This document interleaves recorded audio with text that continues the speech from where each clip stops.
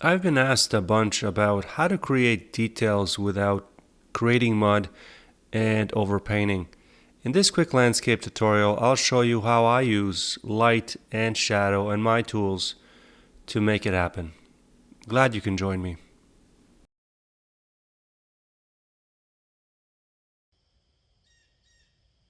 I walked into this scene last fall and I've been kind of dying to paint it ever since. It almost looks like straight out of a Richard Schmidt landscape painting book. There are obvious challenges when painting from reference photos, and particularly ones like this where there's a lot of foliage, there's a lot going on. Of course, this is obviously fall time.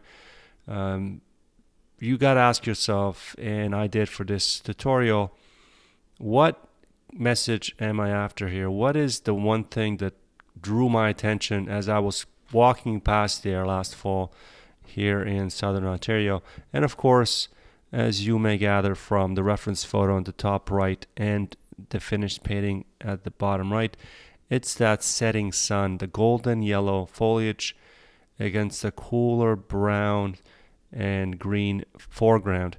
And of course, that birch tree that sort of frames the whole painting.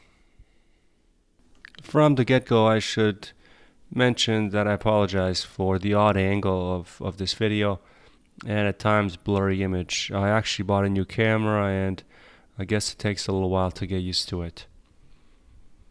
So the intention for this video, and it's a rather short one, is to answer some questions some people had with regards to details, and I figured this is as good a reference photo to use for this tutorial as any, as it's got a whole lot of that in the image on the top right, as you can see.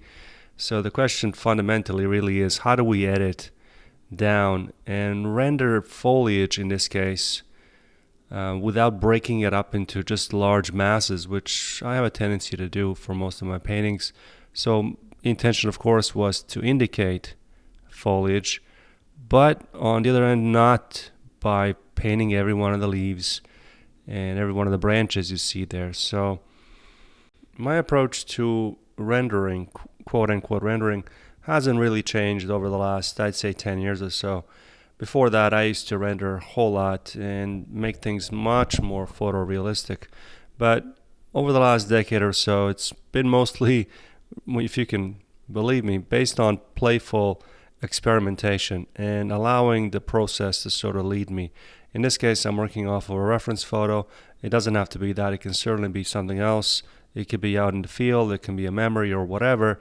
But I find now that the process itself is what dictates where I go and how much of the details I want to sort of convey. Now, that doesn't mean that you just slap some paint on and get dirty. In fact, it's quite the opposite. You always have to have an idea in mind to start, and that's fundamentally, I think, the most important one. So the idea for me for this particular scene, as I mentioned, is the thing that sort of caught my eye, and it's that warm yellow background framing that birch tree in the front, and that's really the main thing I want to communicate here, and kind of that chiaroscuro, if I'm pronouncing that right, that effect that those leaves, the warm yellow leaves, had against those cooler ones around it. So that's the main idea, and that's the main thing I'm after. Now, beyond that, the details, which are kind of, if you want to call them side effects, yes, they certainly do play a vital role in communicating that message, but how much of them I include, I will see through the process. Now, how do I render the details? Broadly speaking, for all of my paintings, I work obviously from the outside in. So you're laying down a thin wash. This is for oil painting, but in reality, for all medium, in particularly oil painting. So you're working from a broad perspective. You're looking at the whole canvas. You're laying down a wash. You're laying down broad strokes, either with a large brush. In my case, I favor brayers. You saw me use them earlier, or even a putty knife. I'm using a small one here. But as you lay down these washes, and the first ones are obviously leaner, and then I build up layers, with fatter layers. And as you build up these layers, you get overlapping colors, some transparent, some opaque, that create, well, details, really, planes of details. You obviously got to be mindful of the color you're putting down. So layering obviously has to be congruent with what you're trying to render. In my case, I'm working on a warm fall autumn scene. I'm working from as you can recall from the beginning, a cooler green background, and I'm building up warmer layers, in particularly in that front yellow section. You there see me use a putty knife for some of the sky openings through the foliage. But when you're working, as I said, from a broad to a more narrow perspective, you can build up layers and create a certain visual language that read as detail, essentially. And then, of course, you can, as you build, you can subtract, you can scratch into using various tools. And as I said, I used the brayer earlier. I use it quite often, all different sizes. Putty knives, palette knives, of course, brushes, and paper towels. If you follow me here on YouTube, you know I'm a big fan of having fun with the process and enjoying the processing, allowing it to lead you. So at this stage of this painting, by the way, this is all done in one session. This wasn't supposed to be a long, drawn-out studio piece. So at this stage, I'm already seeing certain indications of detail. There's sky and the blue showing in the background. And again, I apologize for the weird camera angle. You got the sky in the background. You got some tree indications. These are base colors for some of the trees, certainly for the front tree.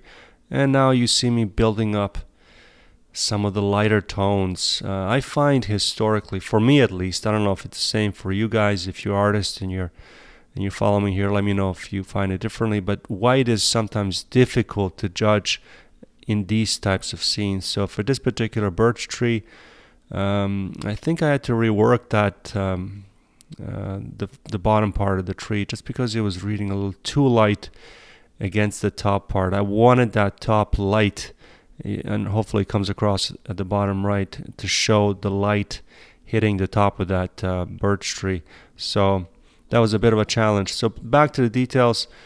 As you layer, the details will come. It sounds like a Kevin Costner movie. Yeah, if you build the details, they will show up by themselves. Sorry, it's just my attempt at humor here. But of course, just like you can imagine, I also like using brushes. So this is a long filbert here. Oh no, this is a hog hair brush, pardon me. That's got a bit of medium to it to again indicate, to accentuate, I should say, reality, to better convey what I'm after. As I was mentioning earlier, I've got it dipped in liquid and I am pulling out some of these branches. So yet another way that you can rely on details. This is all done in one single session, so there's no concern about fat over lean or any kind of cracking or anything. Now at this point, the painting is starting to read pretty close to how I want it to, especially in terms of color, compared, of course, to the reference. You're seeing those warm yellows, the ochres, the red oxides, and of course the greens and blues. But in reality, there's a lot more color happening in a scene like this than you might initially notice. It's never just a handful of pigments. It's a combination of different warms and cools that work together to convey the overall scene. Now for this video, as I've mentioned, this was just a short session, a few hours, but next week's video I go into much more detail and depth about how I build form and really fundamentally paint light. So let me show you a really quick glimpse of that particular scene. It's really just a work in progress at this moment. I'm showing you a close-up of another sunset scene, this time of an ocean sort of overlapping waves, and how I use color to indicate light in a much more direct way. Make sure you come back next week for that session, but for now let's get back to our autumn scene and try to finish this painting correctly. Pay attention to how I'm holding that putty knife as I'm trying to indicate those sky openings amongst that foliage.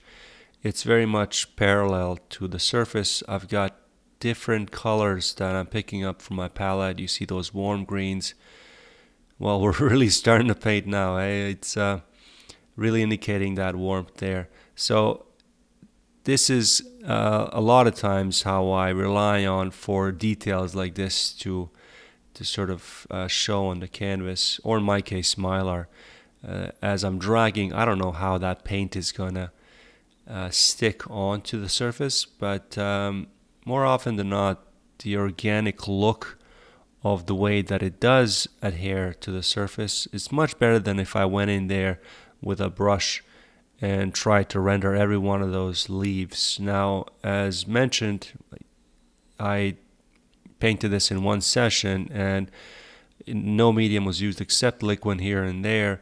You can certainly introduce a medium like a cold wax, which of course we've covered here a lot, or some other impasto mediums to speed up, drying times or slow it down, but you may lose that ability to create these sort of multi-layer within one session effects that I've done here. As I said, no medium was used, just liquid, but certainly cold wax I could have also introduced and done similar things like this, although as you of course if you follow me here now, it has a tendency to stick much quicker and dry quicker, so you can manipulate it as easy as you can with just oil paint.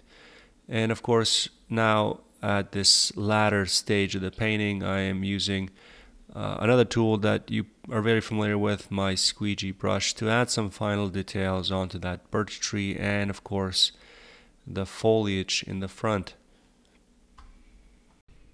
So to sum up, when it comes to details in paintings, it's really not about rendering everything you see, and I think it's more about knowing what to leave out and letting the moments that you're after carry the image. The details come through, as mentioned, suggestion, edges of course, which we didn't really talk much about in this video, of course contrast, and especially how light is handled across the surface. Light softens certain areas, sharpens others, and reflects differently, as you all know, depending on what it's hitting. And I think that's where the painting really starts to come alive, when there's that juxtaposition of distinct light areas and distinct dark areas. But details, and a lot of them, come down to also how you handle your tools, as you see me dabbing and scratching into that tree to indicate form of that. Whether you're using a spatula knife like that, or a brush, or a putty knife, you need to be constantly pushing and pulling, dragging across the surface, experimenting through layering, scraping back, and letting previous marks show through to indicate just an indication sort of form and details. So instead of chasing details directly, what I'm usually doing is building it through movement and light that I talked about, and through the physical process of paint itself. It is that textural quality of paint that really interests me, and I plan on exploring and much more so in subsequent videos, starting actually with the next week's video, so please do come back for that. For now, let me know what you thought of this particular demo, and if you have any questions, thank you very much for watching, and I will hopefully see you very soon. Bye for now.